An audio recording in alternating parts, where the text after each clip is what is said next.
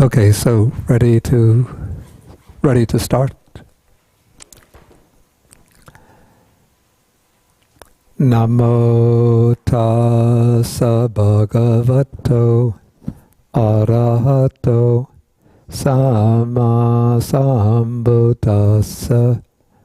Namo tassa bhagavato arahato sama sambuddhassa.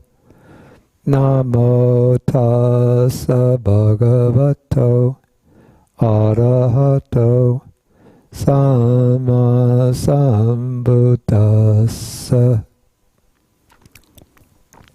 Today is October 6th, 2012. Okay, good morning, everybody.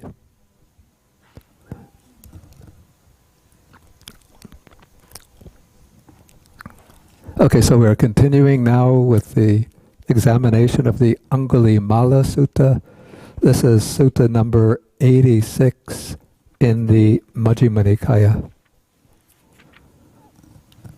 And last week, first I spoke a little bit about the background story of Aṅgulimāla, which comes from the commentary.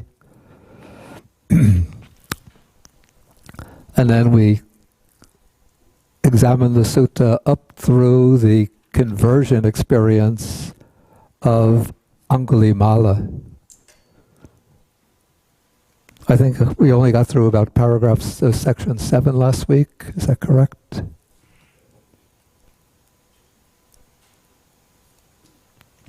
Okay, so now we're continuing from section 8 in the sutta.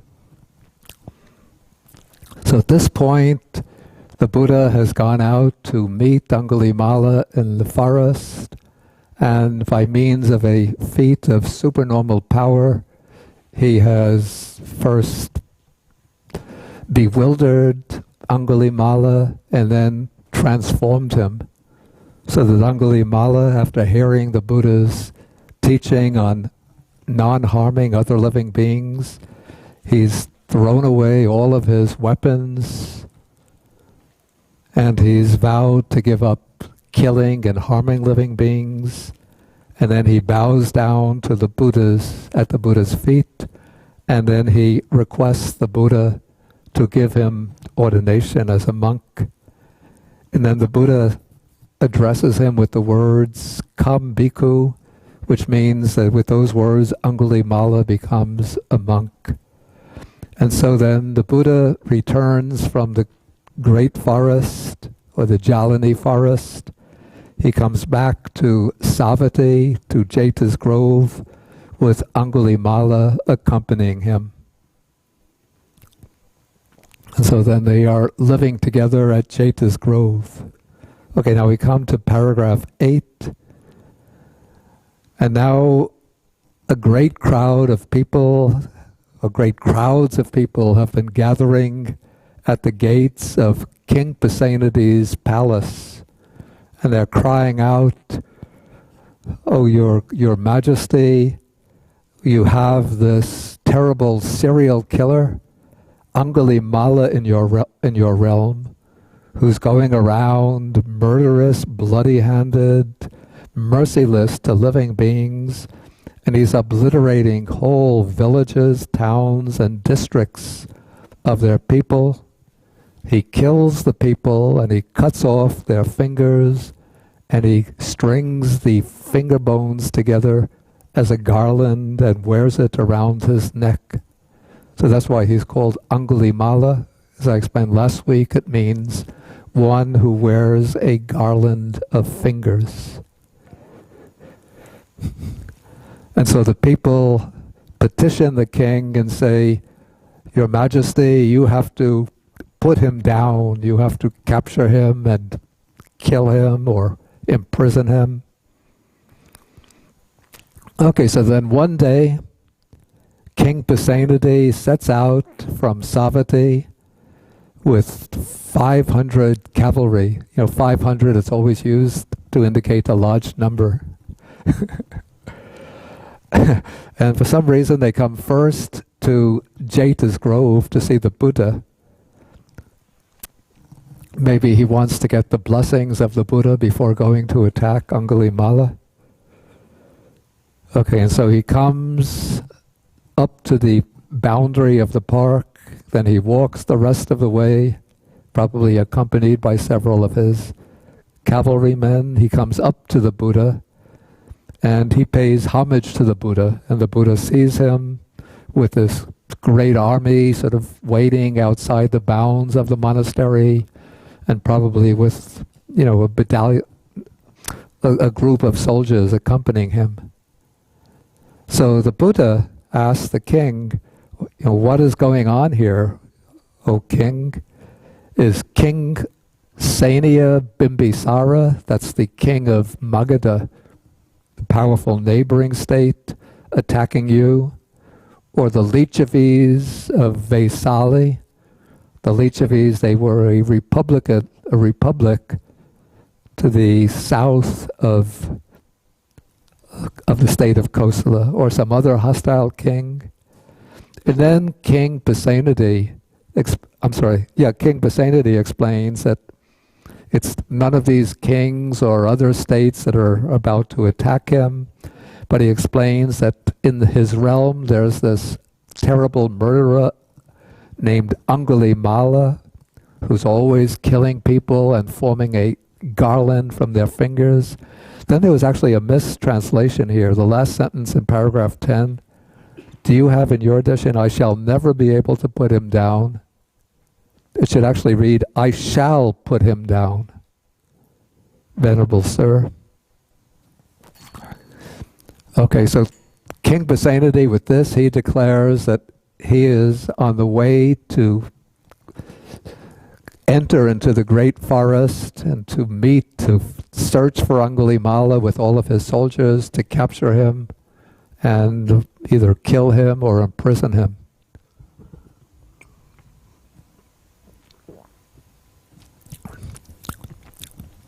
But now the Buddha is going to surprise King Pasenadi. And he does so by asking a question, almost as if, it would seem almost to King Pasenadi, almost as if the Buddha is pulling his legs or trying to play a joke on him. The Buddha says, Great King, suppose you were to see that Aṅgulimāla had shaved off his hair and his beard, had put on the ochre robes, and had gone forth from the home life into homelessness. That would seem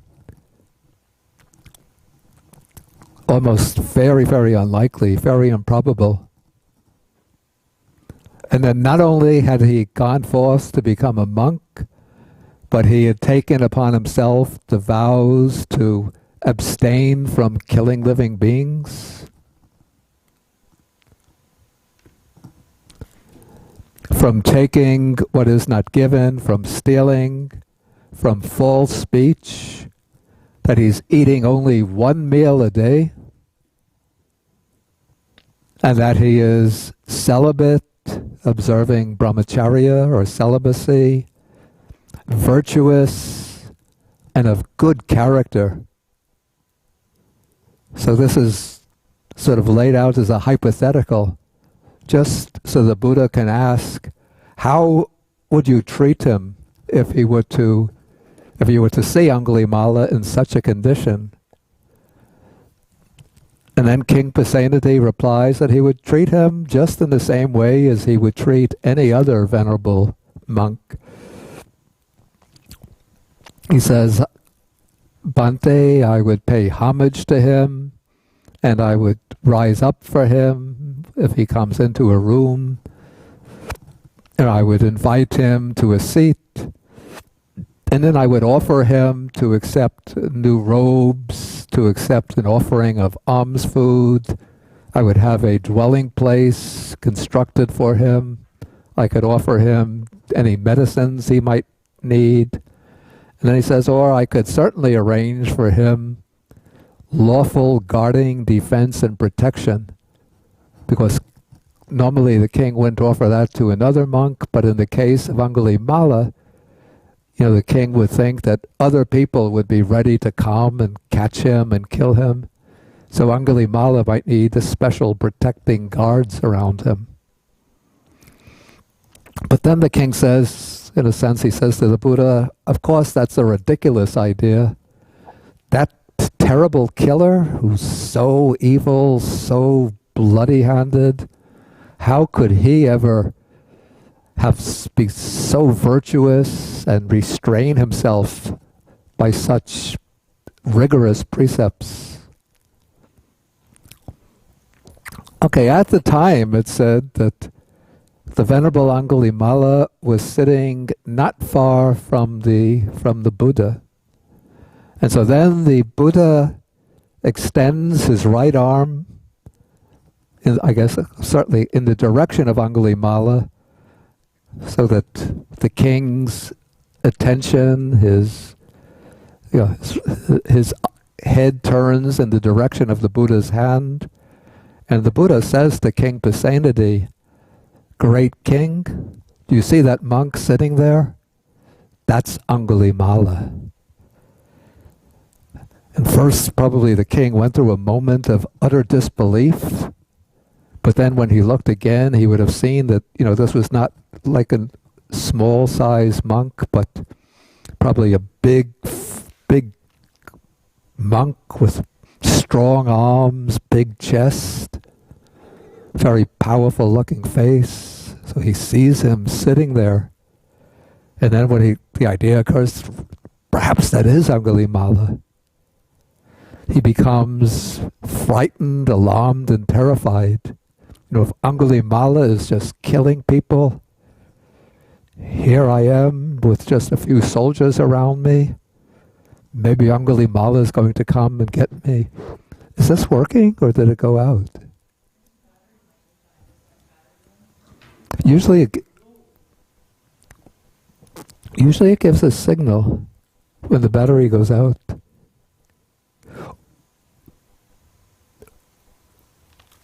Oh, maybe that is a low. The red light.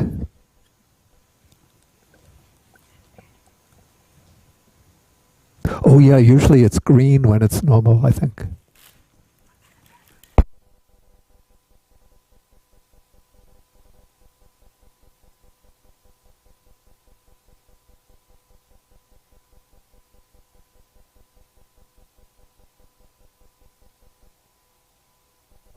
Okay, anyway, those are new batteries now.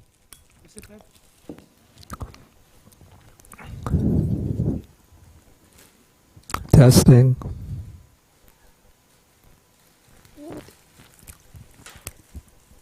Testing, 1, 2, 3. Is my voice coming through clear in the back? Can you hear me clearly? Okay. Testing, 1, 2, 3, testing. Testing, 1, 2, 3.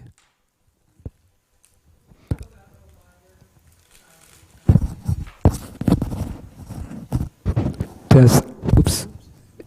Yeah, it's working. Perhaps it was something back here.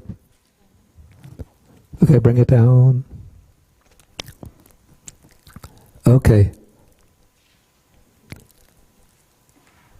Okay, so the king is, frightened, terrified.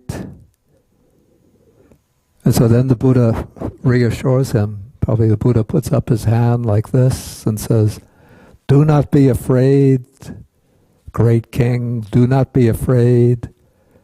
You have no reason to be afraid of Aṅgulimāla." Okay, when the Buddha speaks, then of course the king has full confidence in him. So the king calms down and all of his fear dissipates. And then the king goes over to Aṅgulimāla, and we have to remember that to remind you of what I said last week, that Aṅgulimāla was the son of one of the Brahmins in the court of King Pasenadi. So King Pasenadi would have known Aṅgulimāla's father very well. And of course he would have seen Aṅgulimāla when he was a boy and a young man, before Aṅgulimāla went off to, apparently, to study in Takshila. And also Aṅgulimāla, as I mentioned, was not his real name, but Aṅgulimāla was just a sobriquet, a nickname given to him because he wore the fingers, the garland of fingers around his neck. So the king comes up to Aṅgulimāla now, and he says, "Venerable Sir, is the noble lord," that's a kind of polite way of addressing a monk, "is the noble lord really Aṅgulimāla?" And Aṅgulimāla says, "Yes." And now the king wants to test him to make, maybe the king is still not completely ready to believe that this is Aṅgulimāla. So the king is going to test this monk in front of him by asking about his family name. So he says, "Venerable Sir, of what family is your father? And of what family is your mother?" Because King Pasenadi knows the father and mother. So Aṅgulimāla says, "My father is a Gaga." A Gaga must be the family, a particular Brahmin family name. "And my mother is from the Mantani line." So then the king says, he addresses him now by his proper name. So he says, "Let the noble lord Gaga Mantani Putta," that's the one whose father's name is Gaga and who is the son of the woman Mantani, "rest content. I shall provide robes, alms food, a dwelling place, and medicines to the Venerable Gaga Mantani Putta." Okay, so the king wants to show his respect and reverence to this venerable one who's Aṅgulimāla by making the offering to him of what are called the 4 requisites. But it's said that at the time, the Venerable Aṅgulimāla was a forest dweller, an alms food eater — I'll explain what each of these terms mean — a refuse rag wearer, and he restricted himself to 3 robes. Okay, now these, what's stated here, are certain ascetic practices that many of the monks in the Buddha's time, even at present, undertake. By being a forest dweller, it means that Aṅgulimāla doesn't dwell regularly within the boundaries of a town or a city, but he lives in a remote lodging someplace in the forest. Last week, and I think it was in the discussion period, Richard pointed out that there seems to be a little bit of a a little textual problem here, in that we get the impression that this whole incident is taking place almost very soon after Aṅgulimāla returned with the Buddha to Jeta's grove. So if that is the case, that he didn't have any time to go off to become a forest dweller. He comes back with the Buddha, and they're living together in Jeta's grove. And Jeta's grove is just outside the city of Savatthi. So when did Aṅgulimāla get to be a forest dweller? Except when he was the murderer, then he was living in the forest. But it wouldn't make sense for him to be described as a forest dweller at that time. Perhaps there's actually a longer time interval here than the text suggests, so that after Aṅgulimāla returned with the Buddha to Jeta's grove, he learned some of the basics, some of the basic Dharma teachings, some of the ways of the monk's life, and then maybe after a few weeks he went off to live in the forest. Then after a few months in the forest, he came back to Jeta's grove, and just at that time, King Pasenadi was going out to catch him. But maybe there's just also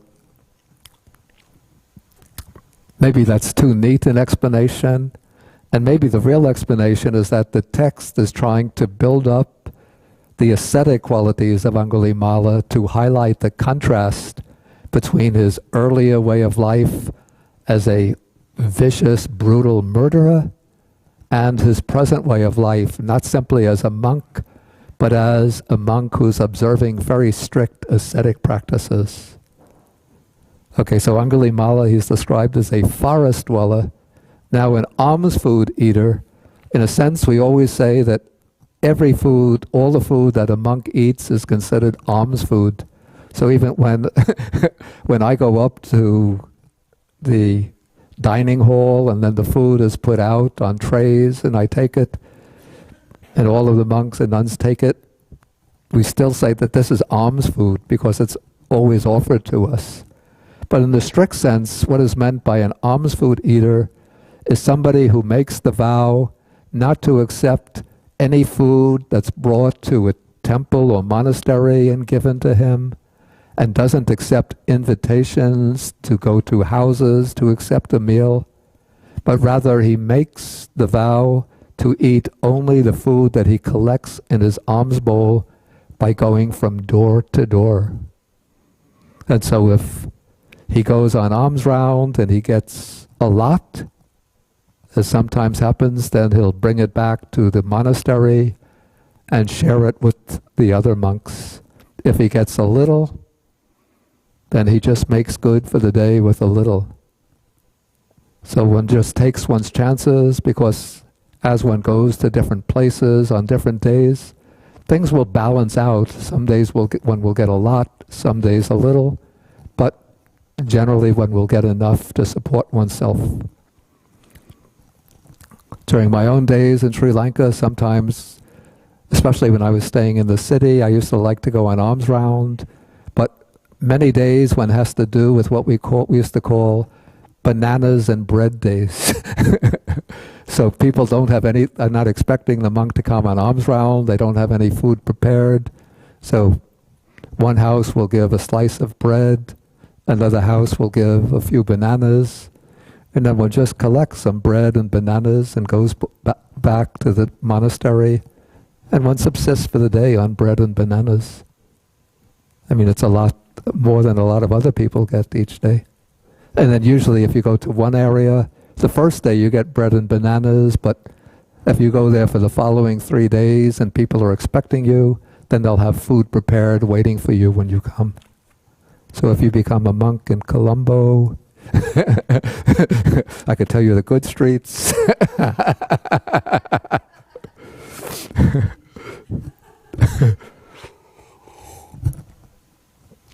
I had a friend in Sri Lanka at that time. when I was finished preparing the edition of the Majjhima Nikaya, and I was writing the introduction, he said, make it a point in the introduction to drop indications of what are the good streets for alms round in Colombo.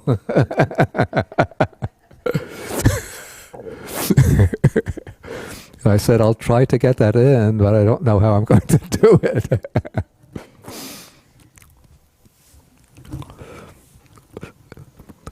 Then he came to visit me a few months ago, and he said, you know, I looked at your version of the Majjhima Nikaya and I'm really disappointed in it.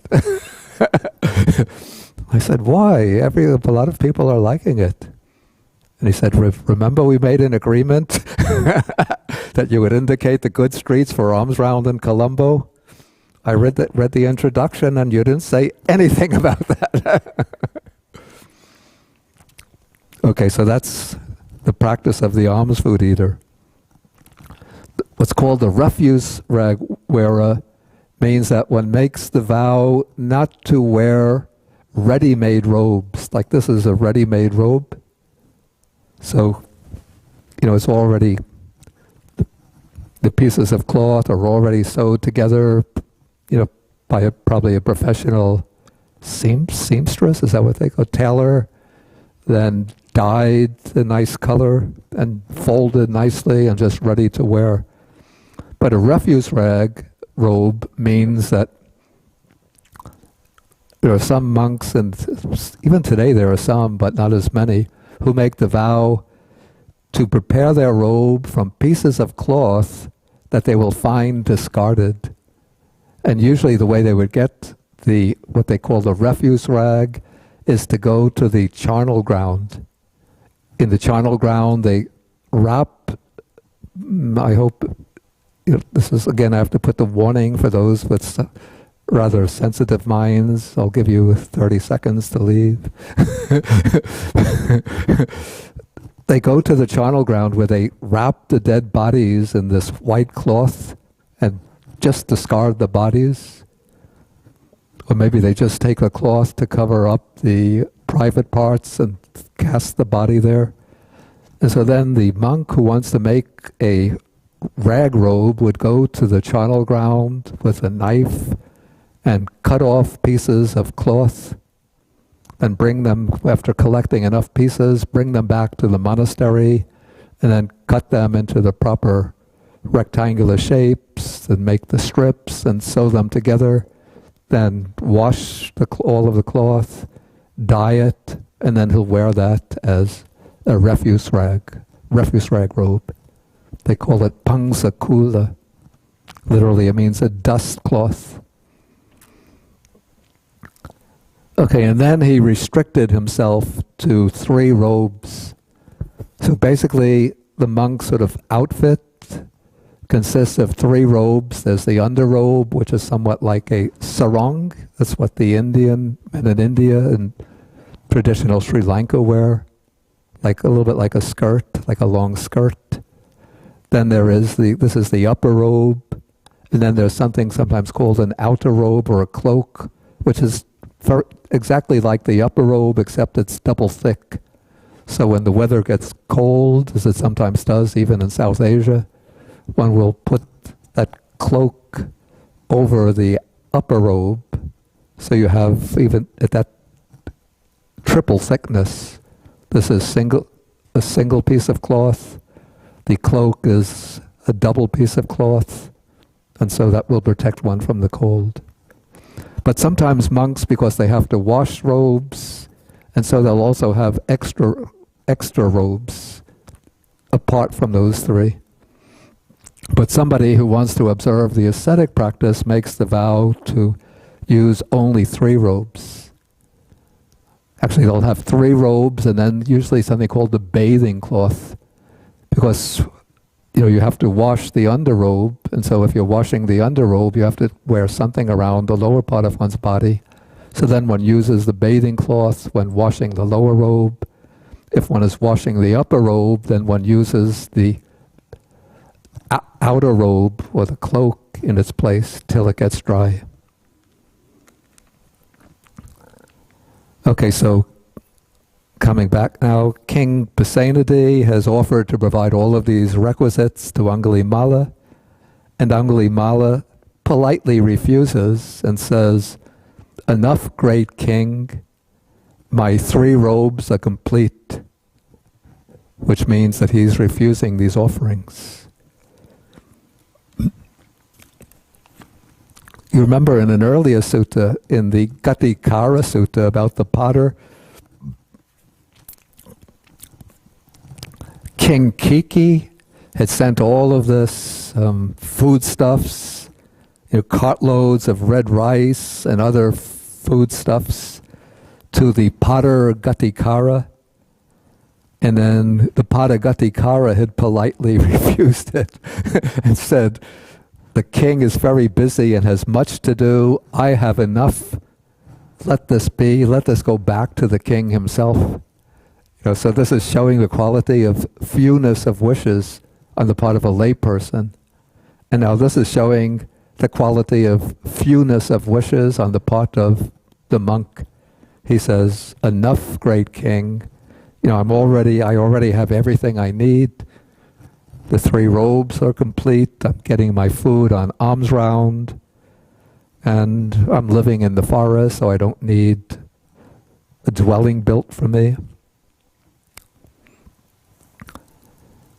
Okay, so now when King Pasenadi hears that, then he comes back to the Buddha, and then he says to the Buddha, It's wonderful, or it's amazing, Bhante. It's astounding, Bhante, how the Blessed One tames the untamed, brings peace to the unpeaceful, or makes the unpeaceful, the violent, become peaceful, and leads to Nibbana those who have not attained Nibbana. Actually, this is a kind of rather awkward translation from the Pali, which would say something like he extinguishes, or that's not so good. Maybe tranquilizes those who are untranquil, since that's the sort of root meaning of Nibbana. Then the king says, Bhante, I myself couldn't tame him with force and weapons, yet the Blessed One, the Buddha, has tamed him without using force or weapons. And then the standard way of sort of taking leave is to say, now, Venerable Sir, I have to depart. I'm busy and I have a lot of things to take care of. Okay, and then the Buddha permits the king to go, and then the king departs and goes back to the palace without making any attempt to capture Aṅgulimāla. Anybody have any questions or comments on this much?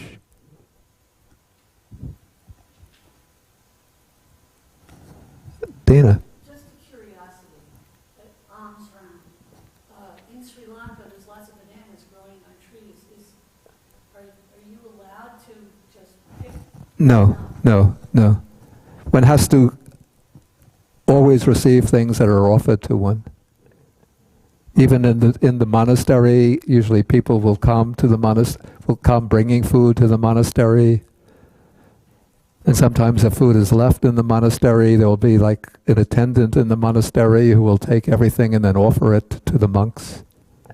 So one is not allowed to collect one's own food by picking it off trees or growing it, picking it out from the soil.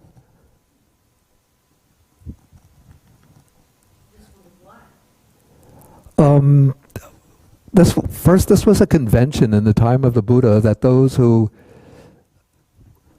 give up the household life, put themselves in a position of what they call living on faith or trust in the generosity of the householders. And it was already like a well-established convention, not only amongst the Buddhists, but all of the ascetic communities. Their followers would always depend on either going on alms round or else depending on lay people to come to their monasteries or their dwelling places to make offerings to them. And so that would establish a kind of bond of solidarity between the renunciants and the lay people. And this would be convention followed in relation to the ascetics and wanderers of any tradition. So it wouldn't be the case that Buddhist lay followers would only give alms to the Buddhist monks and nuns, not to the others. But there would be wanderers of belonging to the Jains, the Ajivakas, various other sects, sannyasis, and they would all live on going on alms round. And so lay people would always bring forth this mind of generosity and support them by making offerings whenever they come. And that convention still continues, and especially in Burma and Thailand. In Sri Lanka, it's become not so common for monks to go on alms round, but some do. And in some monasteries, more recently, there's been a tendency to revive that practice. Yes.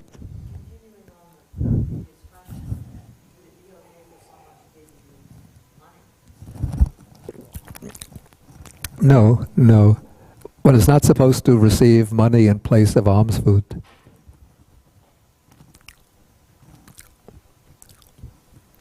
And so it's known that, when monks are on alms round, that sometimes people will give money, and if the monk has like an attendant with him, a lay attendant, they'll give a little packet with a red envelope, or usually they don't give they won't even give the bill, directly from hand to hand, but usually it's put in an envelope, give it to the lay attendant and say, if the Venerable needs anything extra, you can buy for him. But in these countries like Burma, Thailand, Sri Lanka, generally lay people, if they're expecting the monk, they'll already have something prepared. If the monk turns up unexpectedly, they'll give slices of bread or some fruits that they have available. Any other questions or comments? Okay, so let's go on now.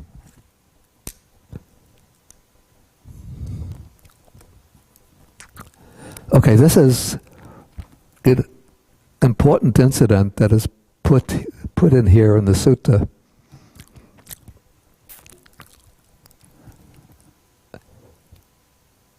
Okay, so it's taking like one incident in the later life of Aṅgulimāla after he's been a monk for some time.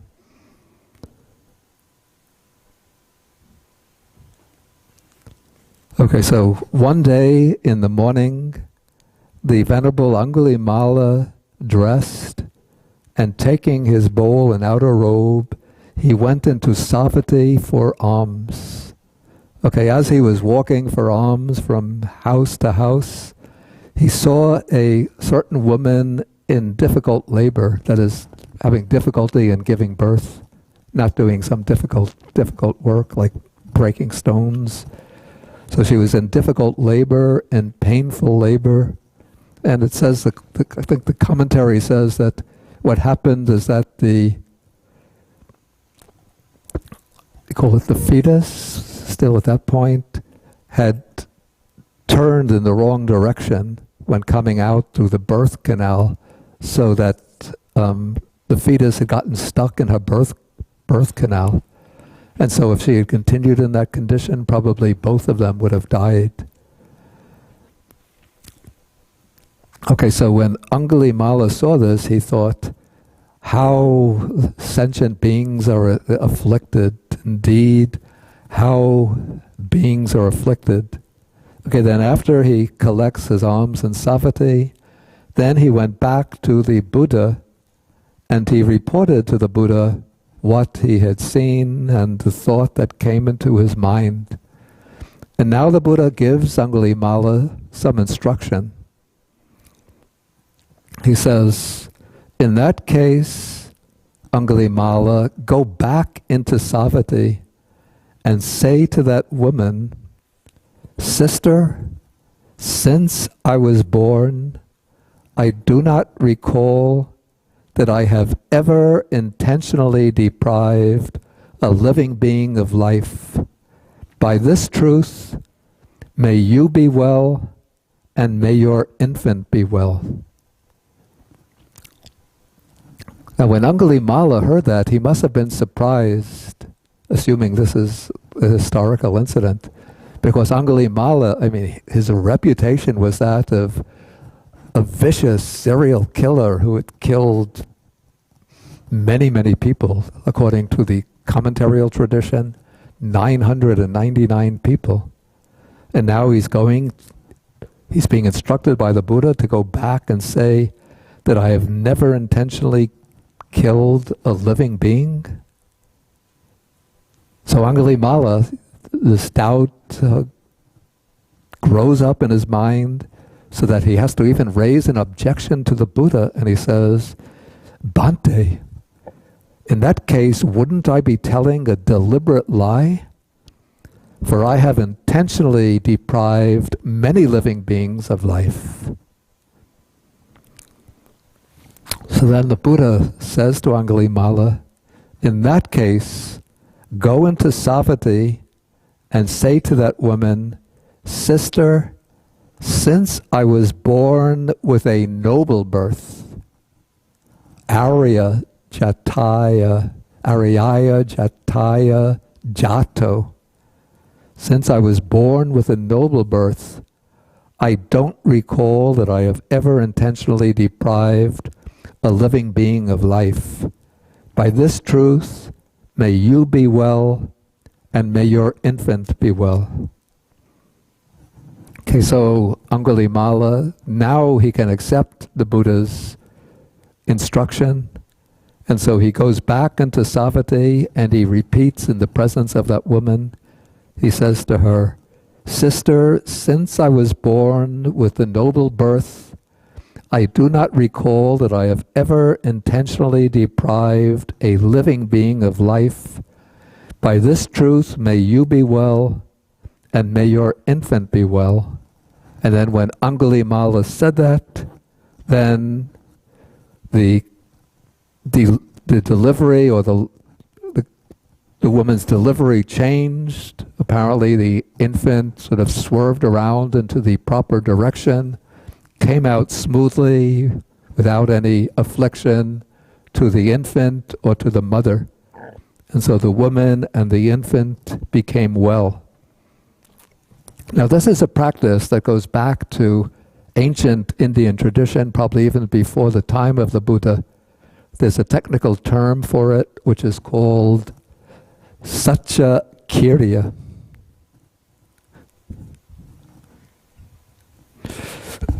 Oops.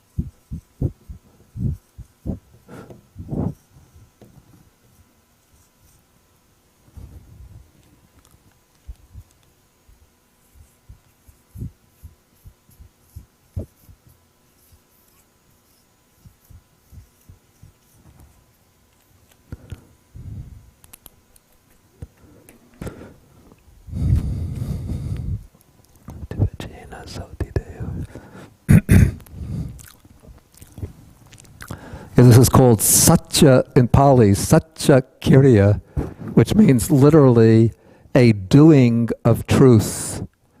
Or we can say, maybe translate it more freely, a declaration of truth. And it's related a bit to an expression that became well known even in English through the practice of Gandhi, Satyagraha. Satyagraha means grasping of truth or holding to truth. So I think Gandhi used that in relation to like the long fasts that he would undertake to bring down the British, or to the marches, the nonviolent marches. So one does something with the intention of it being an expression of one's truth. But the older Indian practice is that of making a declaration, which is a way of revealing one's innermost truth. And when one makes that declaration, it's supposed to set up a kind of mystical, almost magical, spiritual power, which brings about the fulfillment of a benevolent wish. For example, there's one story which is told within the Indian tradition. I don't know the original source of it, but there was a great flood pouring down from the river, and it was threatening to overflow the banks of the river and to inundate the villages and the towns along the Ganges. And so people were wondering, how can we stop this terrible river from overflowing and destroying all of our villages and towns? And then there was one woman who was a courtesan, like a high-class prostitute. And she said, "I will save you all."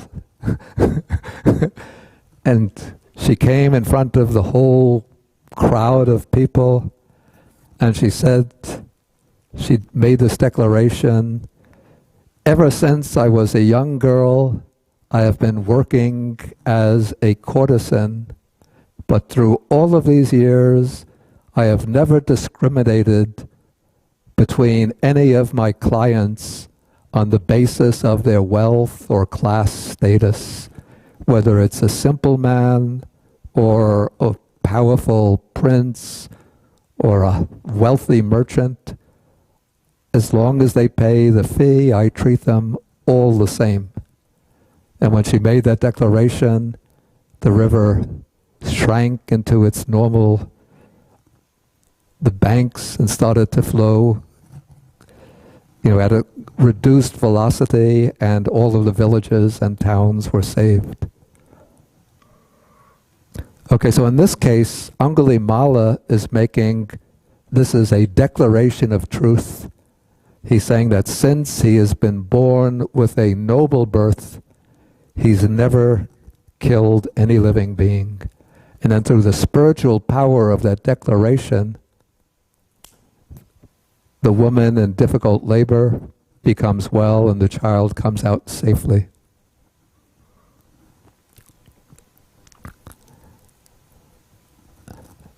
And now, even today, going down the centuries, probably through all of the centuries, right down to present-day Sri Lanka, this is used when women get pregnant, Buddhist women, when it's coming close to the time of their delivery.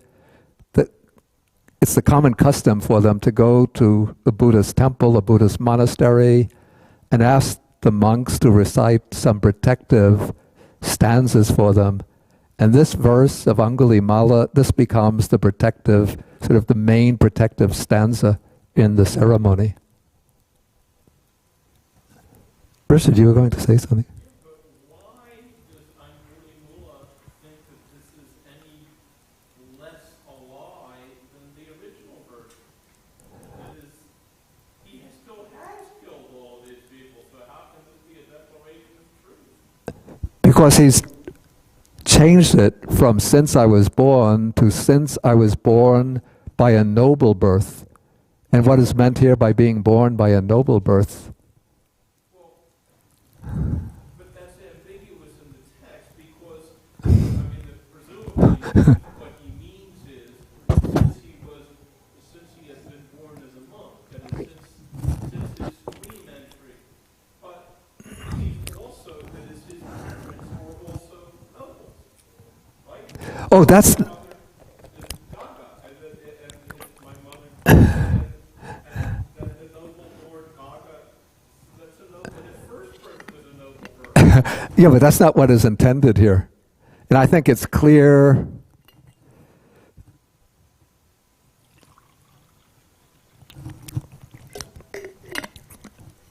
I think it's very clear from the context that what is meant by the noble birth, I don't know that the text would use the word Arya in relation to somebody who is a noble one in secular society. Then they would say, since I was born as a Kshatriya. Well, because when it says, let the noble Lord Gaga Montani Putta rest content, is the word that the king is using for noble the same as the word that the Buddha is using for noble? I think it's the word is Aya, which is probably a corruption of the word Arya. But in actual usage, Aya was used within even secular society, like a person like a servant would address their master as Aya. Like meaning like master or lord. But within the Buddhist context, and I think perhaps even within secular society, Arya wouldn't be used to designate somebody who is of a higher class birth in purely secular terms.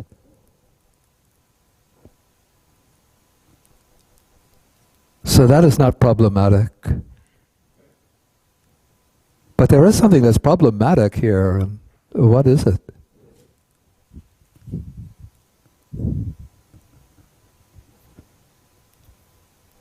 I think you were going to say something. Yeah. I'm not sure. I guess I was just wondering if there was something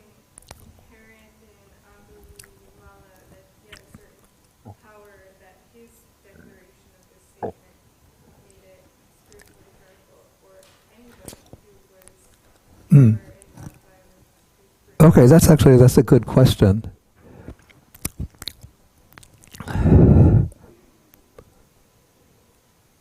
I don't know how to answer it, but I mean, I don't have a definite answer to it, but perhaps because that declaration goes so contrary to what we would expect of Aṅgulimāla that it was able to generate that special spiritual force. And also I would think that before his transformation, Aṅgulimāla was a very physically and even psychically a very powerful person, because he was able, the text says that he was able to kill 10, 20, 30 people at one shot. He was able to outrun,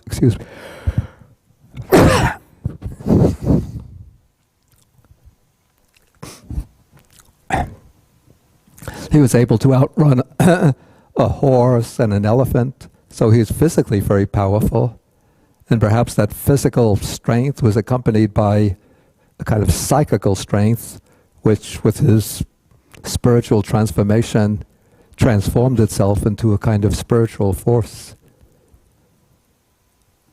It's customary in Sri Lanka on almost every occasion when there's a religious ceremony, the monks will get together and then they recite these stanzas of blessing, and then it'll always end with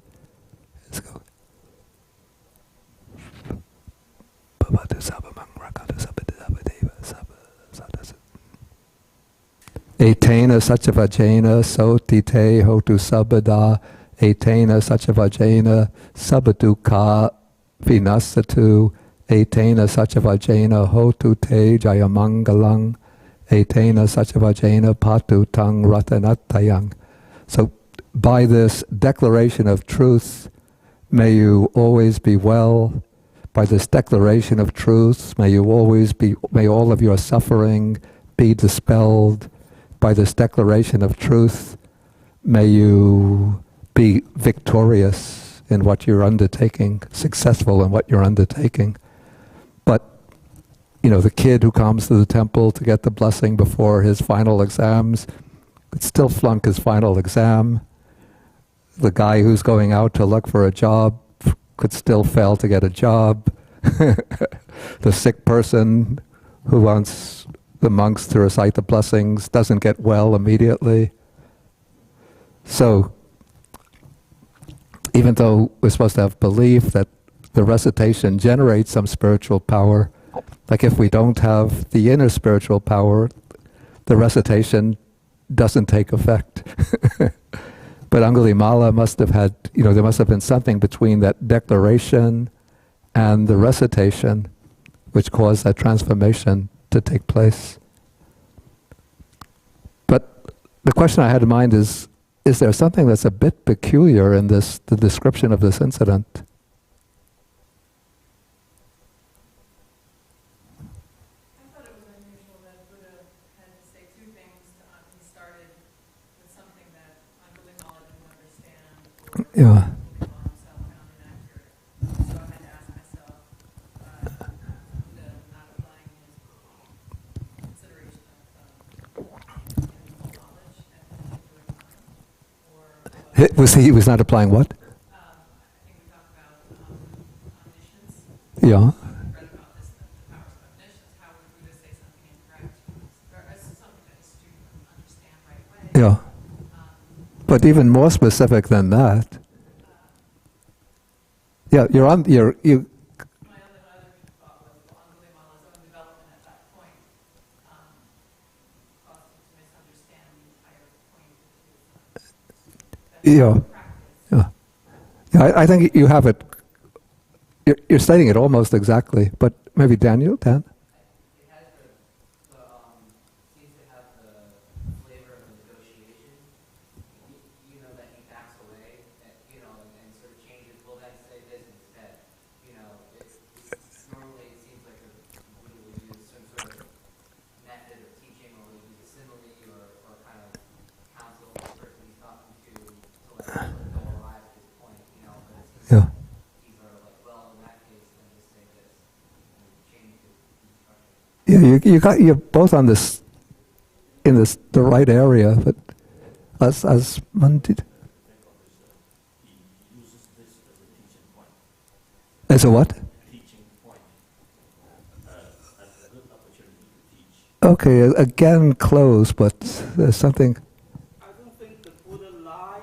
I think the Yeah. Buddha give a not so perfect answer and let the student find out the best answer. Yeah. Okay. I think you're all sort of pretty much getting the right point. But it seems rather peculiar that, even though of course the Buddha isn't intending to speak a falsehood, but it seems that the Buddha is, as Aṅgulimāla thinks, you're asking me to tell a deliberate lie. How could the Buddha enjoin somebody to speak a falsehood? He's saying Aṅgulimāla has dispelled ignorance, and that's the only point of his life that Yeah. really matters. It's often the word can be a little confusing, but now he's basically saying to Aṅgulimāla, I think, Mm. you're a real being now. You're cognizant. You dispelled this illusion. Yeah. What you did before was follow Pythagorean history. Now you are actually, you can do this. Mm. Yeah.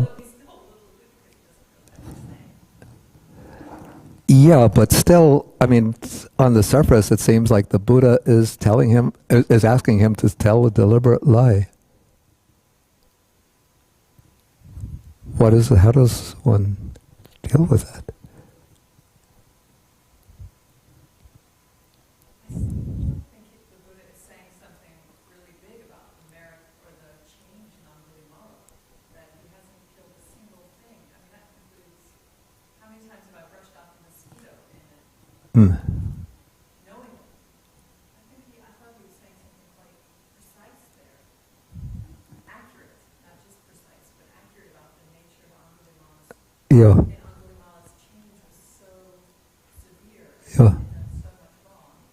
That he really, my impression, to be speculative, was that Aṅgulimāla was literally burned by bad actions thereafter. It would be too much for him to go back to anything, Mm. having so saturated himself in bad actions. Yeah. That even the brush is small. Yeah. And the word was intentional, correct? Did he say he is not intentionally? Did the word, The word intentionally or deliberately occurs. Yeah, intentionally occurs. Yeah. Of course, that's on. Yeah. Yeah. Was he testing him in a way? I don't think the Buddha is testing him. The way I would resolve this, what seems to be the Buddha instructing him to speak a falsehood, is that the Buddha from the start was understanding the meaning of birth in a different sense from physical birth, but rather he was understanding it in terms of the spiritual transformation of Aṅgulimāla. Whereas Aṅgulimāla understood it in terms of physical birth. And in terms of physical birth, of course, he had killed many living beings. But after his transformation, then, he could say, taking his transformation to be the Aryan birth, the noble birth, then he could say truthfully that I haven't taken the life of, intentionally harmed or taken the life of any living being. And why, of all the incidents that might have taken place in the life of Aṅgulimāla after his ordination, why should this be especially included in the sutta?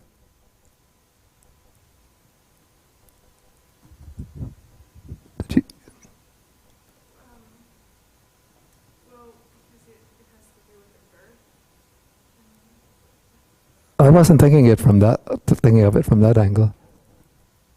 well, it does jive with culture.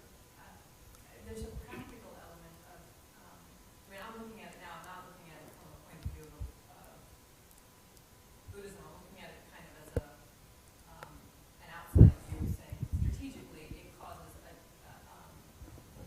collaboration with the history at that point in time, which is something that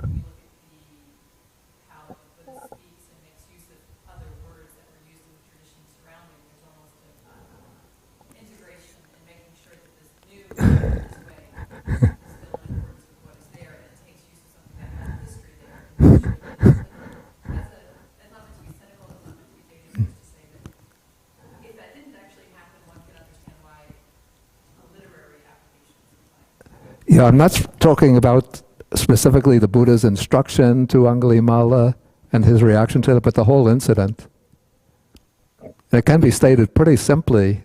It doesn't take a PhD dissertation to explain it. I think by looking at the suffering or the pain from that woman, that also reminds him of the behavior that he did before Yeah, that caused the pain yeah. to other people. So what is it trying to show about Aṅgulimāla now?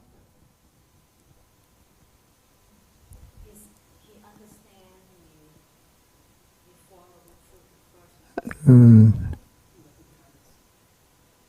person. Yeah, exactly. It shows his transformation. Before he was a brutal murderer who would be able to, a brutal murderer who was able to kill several people at a time without the slightest pangs of conscience. One has to be like utterly merciless to be able to do that. You see people's, I can't speak from direct experience, but maybe from watching crime movies, when the stalker comes and corners the woman walking down the dark street and gets her into the alley, and she sees there's no escape. She's horrified, but he just goes right ahead with, with a slash. They call it a slasher, that kind of film. So, it has to be utterly indifferent to the pain and fear and terror of others. But now the Aṅgulimāla sees this woman, lying on the street, probably a poor woman without a home even. And, he's filled with compassion for her. And probably when he went to the Buddha, he wanted to know what he could do to help her. Or maybe he asked the Buddha, you do something to help her. And then the Buddha said, you're the one who has that ability now. You go there and make that declaration. And it will relieve her of that affliction. So it's showing a transformation, I think. It's highlighting the transformation in Aṅgulimāla's character. So now he's become, instead of a cruel, vicious murderer, a compassionate person. Katie wanted. I just wanted to say that's such a interesting instructional tool. If sometimes there can be the desire, I'll go and I'll teach meditation in prison, or I'll something. This is a really clear, to me, it's a really almost a mathematical equation. If one's own purity Yeah. doesn't match Yeah. that of someone else's Yeah. darkness, you can even try, because they won't have this spiritual effect is really a driver of one's own practice. Yeah. If one really doesn't like deep, dark things in the world, If one doesn't really, like it wants to see dark things in the world Yeah. neutralized, yeah, then one's own practice has to be the same depth. Yeah. Opposite. yeah, yeah, Otherwise, yeah, then, finger on the neck. yeah. Okay, good point. Okay, let us just continue so that we can finish the sutta. Okay, so now so far up to this point, it's a little bit strange that the text hasn't reported anything about Aṅgulimāla reaching any attainment. But I believe in some of the, as I mentioned last week, there are various versions of the sutta which have come down in different Buddhist schools.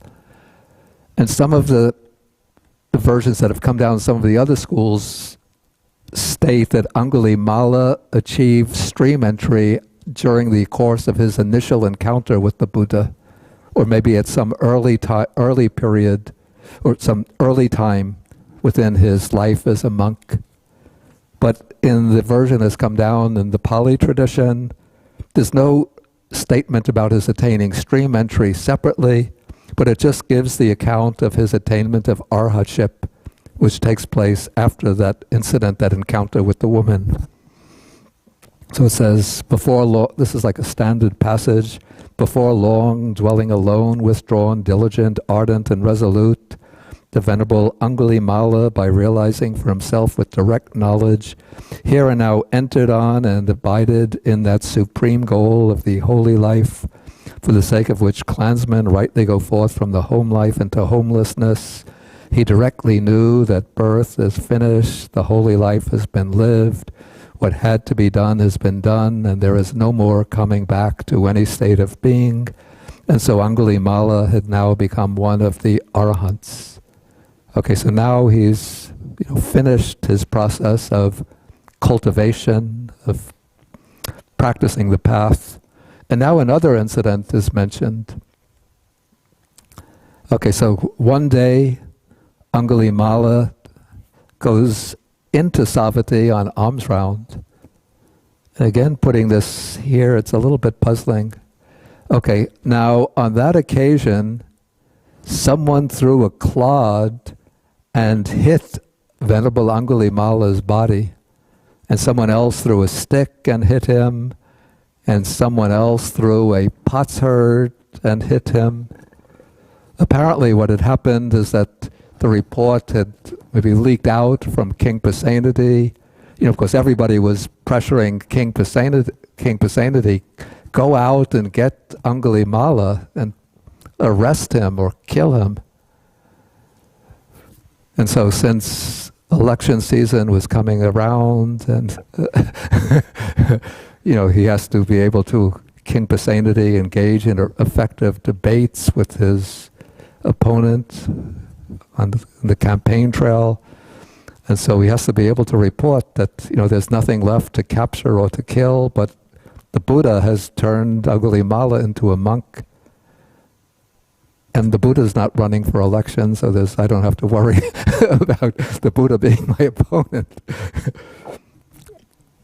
No, so probably through King Pasenadi, the word would have gotten out that Aṅgulimāla has become a monk, and people would have recognized Aṅgulimāla.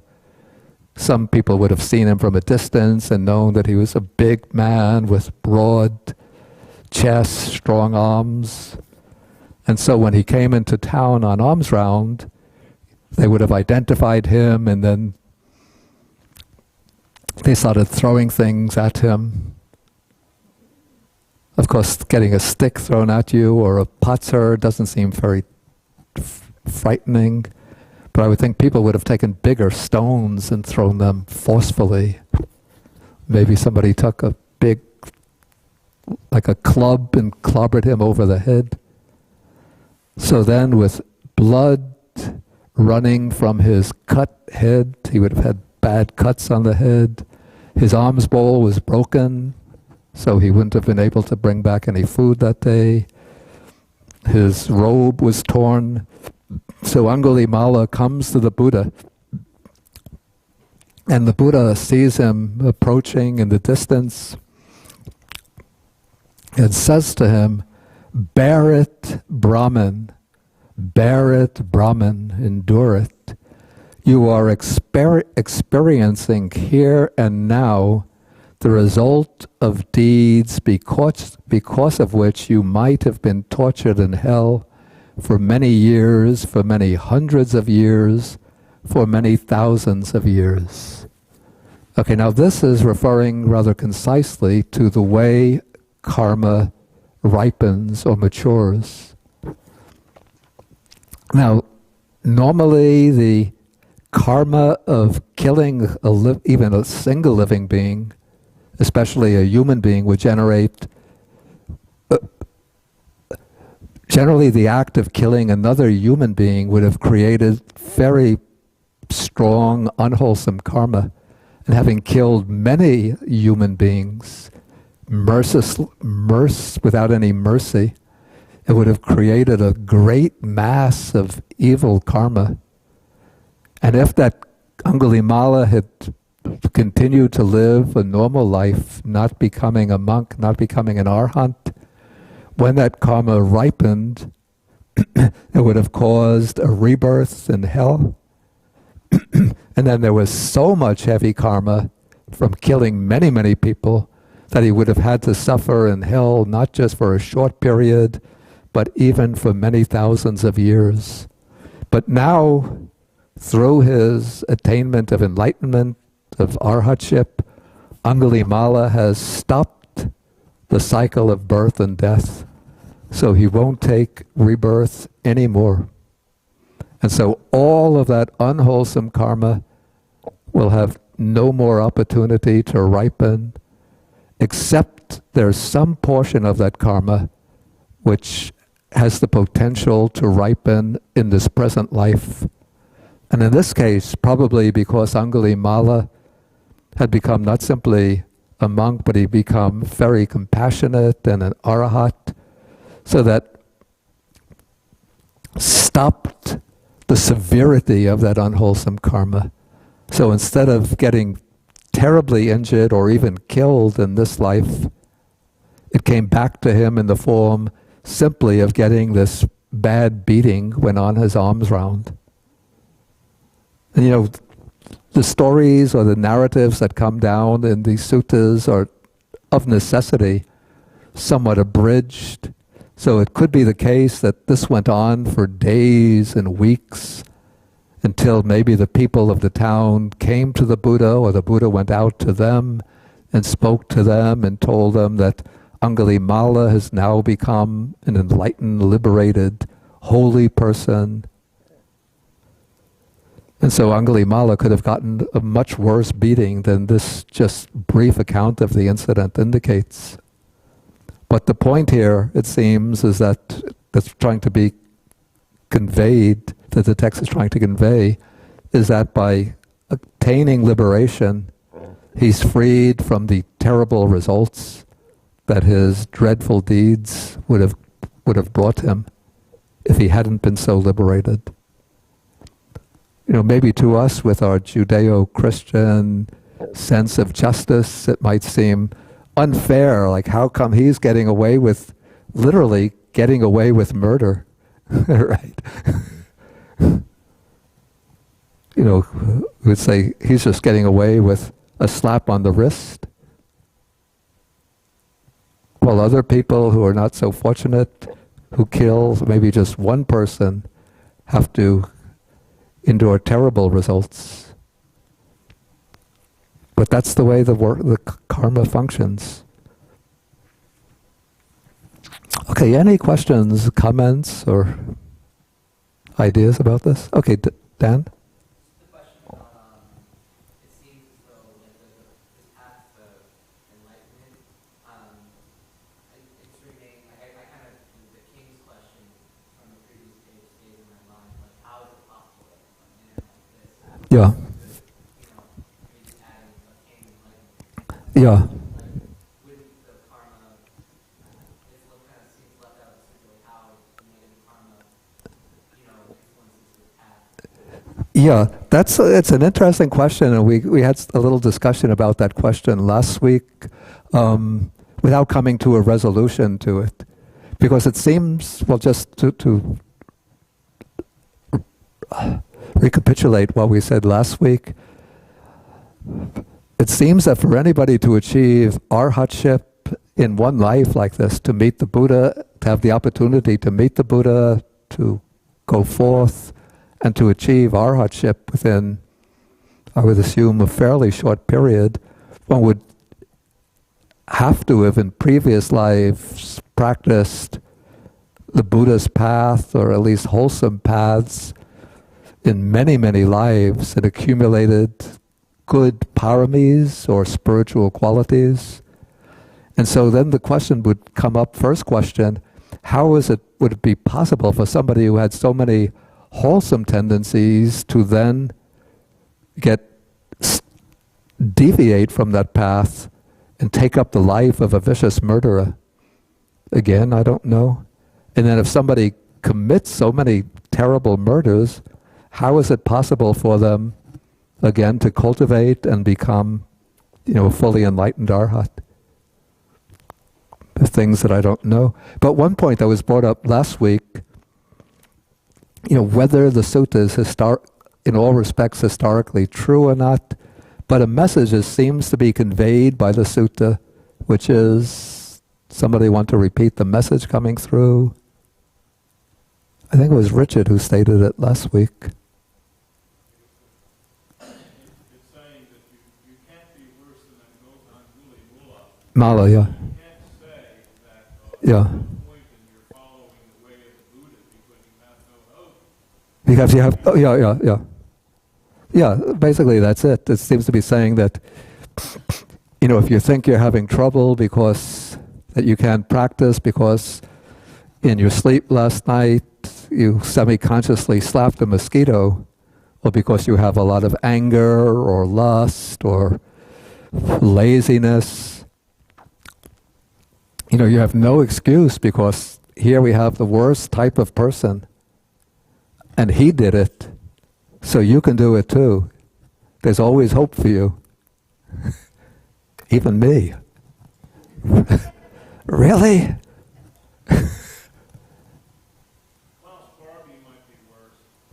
Klaus Barbie? Yes, or Adolf Eichmann. Yeah, of course I know Adolf Eichmann. Klaus Barbie, I don't... Oh, he tore lots of people to shreds. Oh. Yeah. When there is no more rebirth, Yeah. what is it? Oh. You have to go and listen to the lectures on Sutta number 72. Kaidi has to put them up. They'll go up on YouTube. I noticed yesterday that the last lecture that been put up on YouTube was number 67. So I told Kaidi, please put up the more recent ones. Because it's not so directly, I just want to take questions that really directly bear on the sutta. Katie. I just want to say this week I saw in the news, the DC sniper, the young man who was under influence, I think Malvo, the older man, anyway. That was about 10 years ago, was it? Yeah. And he was testifying, he was trying to convey to the family, he said, I was a monster. This kid, he fell under the influence of a teacher, so he had both high faith Yeah. and he had this student devotion. Yeah. Today, 10 years later, he's like, just telling everybody, I was a monster. I was a kid, I'm responsible, but I'm a monster, trying to move on with your lives. He had the same murderous to being this person who's trying to say, don't let me destroy your whole life. He's describing himself as a monster previously. And that was my other thought was, somehow this person was born, this Aṅgulimāla was born into a noble family. Yeah. And I think this is the point, I'm not sure, but I think when I read Richard Gombrich's words on this sutta, I think he was saying that there's a theory that Aṅgulimāla was a student of a brigand and he's fulfilling his obligation to a teacher. And, we know this, really to go there now with too much speculation, but we do know this about young lions, young adolescent lions, old history, and young males are particularly able to become this way. Yeah. So through sheer devotion to a student, this faith taught at a young time. Yeah. Developed a 10-year habit, which is obscene.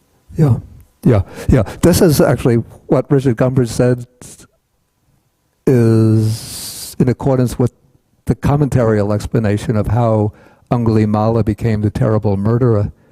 Well, the commentary says, at Aṅgulimāla's birth, there were inauspicious signs, and his horoscope showed that he was born under the influence of the planets or whatever that determines one as a criminal or a murderer. But his parents brought him up well and tried to give him ethical training, and he turned out to be a good boy. But then he went to this university,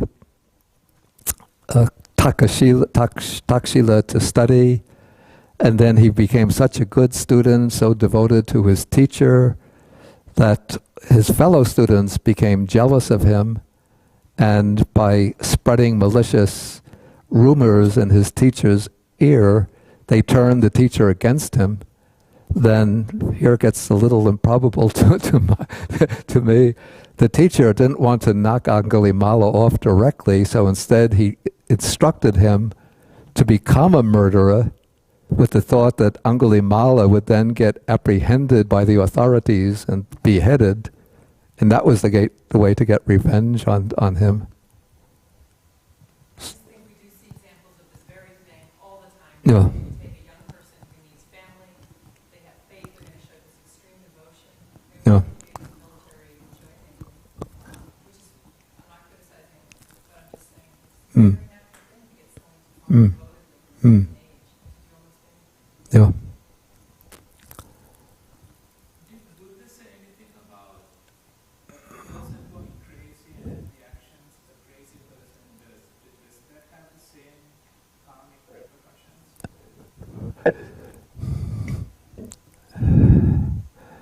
I'm trying to think of what the Buddha, whether there are any incidents of somebody going crazy and the Buddha making pronouncements about the karmic results of those actions. But in terms of the Vinaya, if somebody goes crazy or they become insane to the point where they don't really know what they're doing, and then they break any of the precepts, including the most fundamental precepts, and then they come back to a state of soundness of mind, they cannot be penalized on account of, in terms of monastic discipline, in terms of their actions during that period of madness. So if somebody is mad, and I think even if he kills somebody, takes a human life, and then he recovers his sanity, and it's known that he was utterly mad, he won't be expelled from the order. But if somebody in a normal frame of mind takes life, a human life, then he has to be expelled from the order. And since you mentioned Richard Gumbridge, I just want to bring up one other point. I do hope he's listening. In his book, it's called The Beginnings of Buddhism, The Conditional Genesis of Early Buddhism. He has a chapter on Aṅgulimāla in which he presents the hypothesis that Aṅgulimāla had become the apprentice, had become the follower of a sect of, you call it a proto-Shaivite sect. You know, the Shaivites are the devotees in India of the god Shiva, and they can be, don't meet them on a dark street at night. They can be fierce, and they don't have the precepts of avoiding the destruction of life. They're known sometimes to be even murderous, some of the subsects of the Shaivites.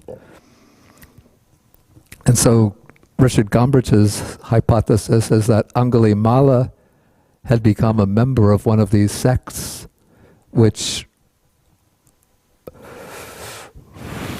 practiced ritualistic murders, carrying out murders of innocent people as a form of ritual.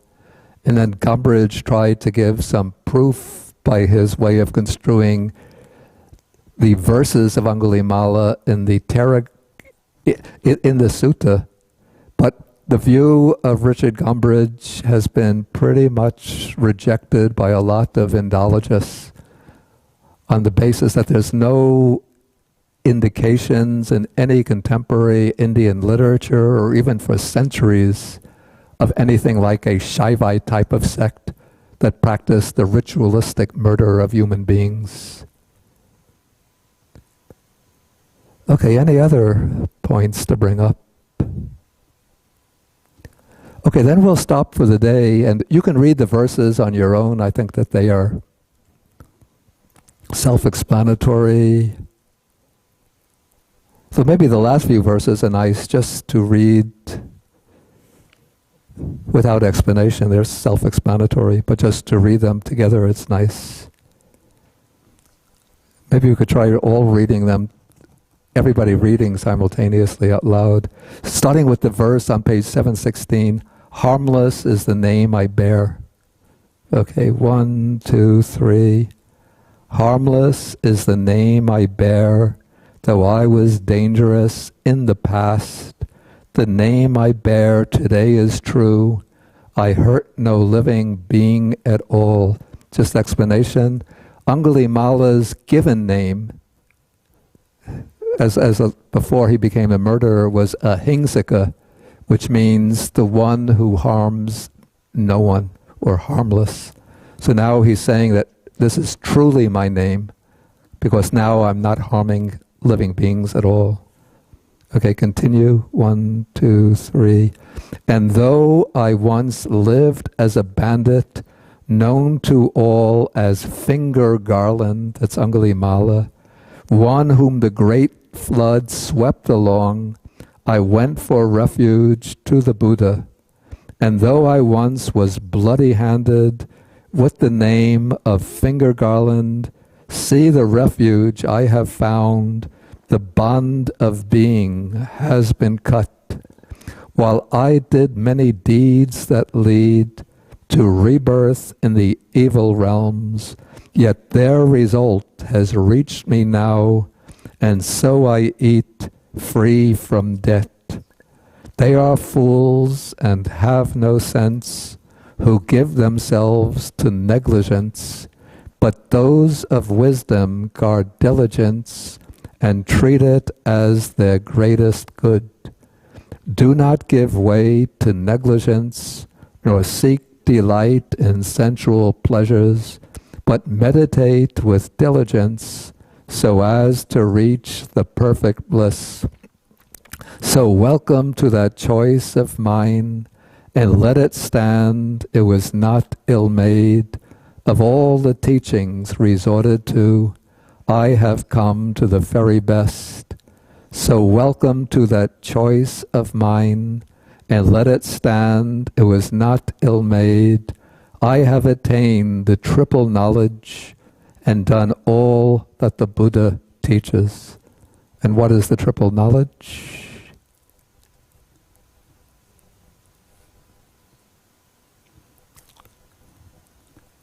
Nobody knows.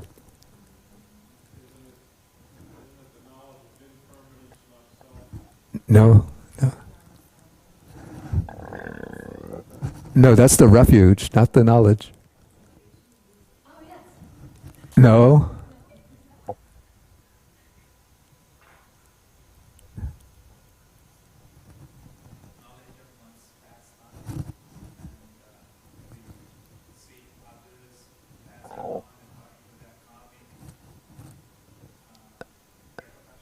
Yeah. Yeah. Okay, so it's the knowledge by which one can recollect one's past lives. The knowledge was called the knowledge of the divine eye, by which one sees how beings pass away and take rebirth in accordance with their karma. And the knowledge of the destruction of the asavas, the taints or influxes, the basic defilements.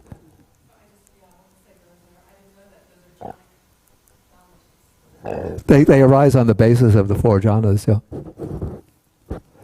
Okay, now we won't have the discussion today because there's a program going on here, and then I have to give a lecture in that program at 2 p.m. Then after the lunch, and I want to take a little break. So I think we discussed all of the points that come out from the sutta within this class. Now after this class, there's going to be a bit of a hiatus, a bit of a long break.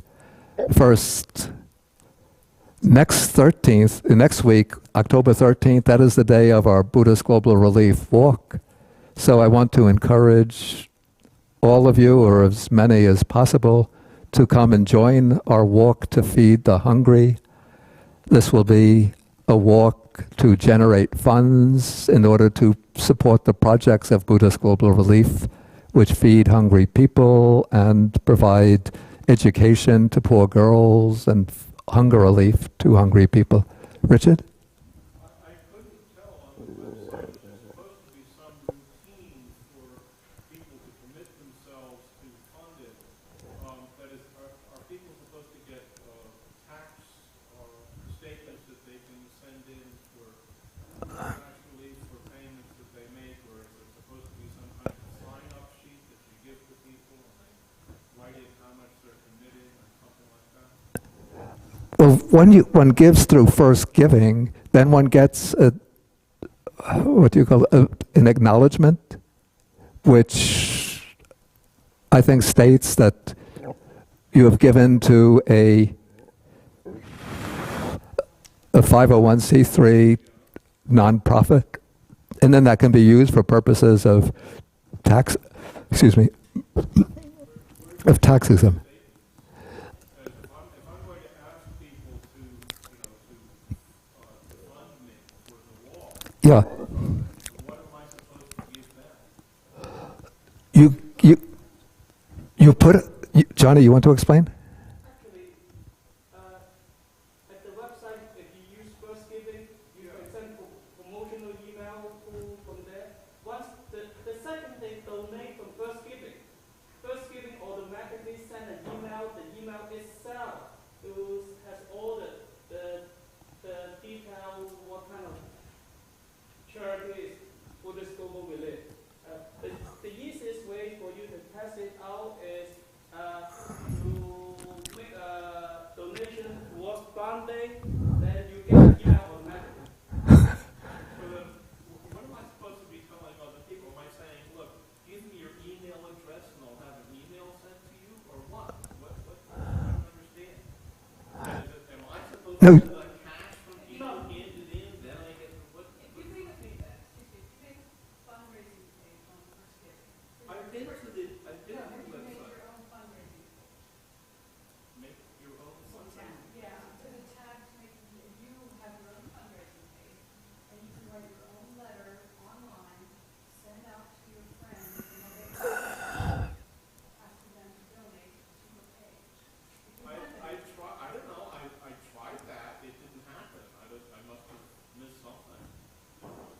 and you can look at it on all of your computers.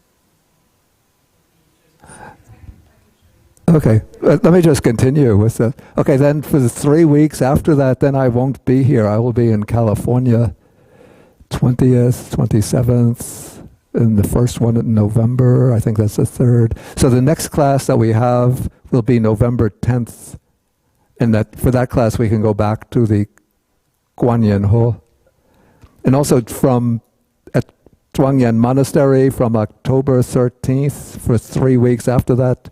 Venerable Czech Dhammadīpa, the Dhammadīpa from the Czech Republic. He's giving a 3-week meditation course here.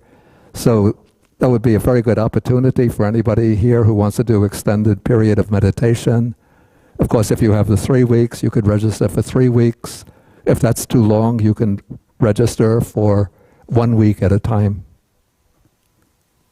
For that, you can speak to people in the office.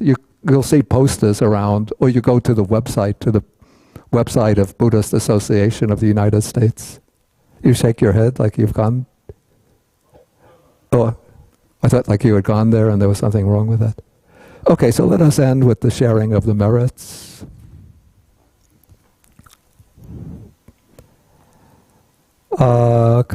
Akasata chabumata Deva naga mahidika punyantang anumoditva chirang rakantu sasanang akasata chabumata Deva naga mahidika punyantang anumoditva chirang rakantu desanang akasata chabumata Deva naga mahidika punyantang anumoditva chirang rakantu mang parang etavata hehi sampadang punya sampadang sabbe devanumodantu sabba sampati siddhya etavata hehi sampadang punya sampadang sabbe bhutanumodantu Sabba sampati siddhya etavata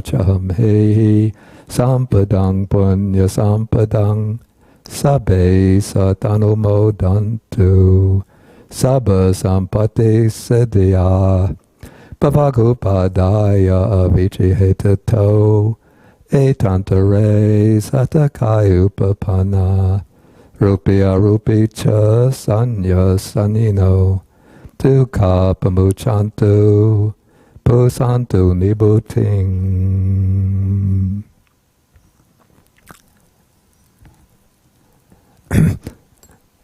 Okay, then we can end with 3 bows to the Buddha.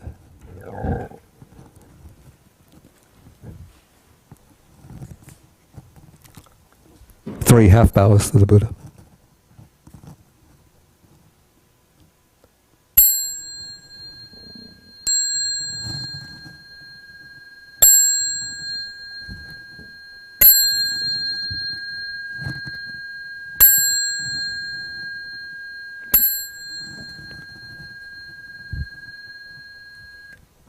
How to contact?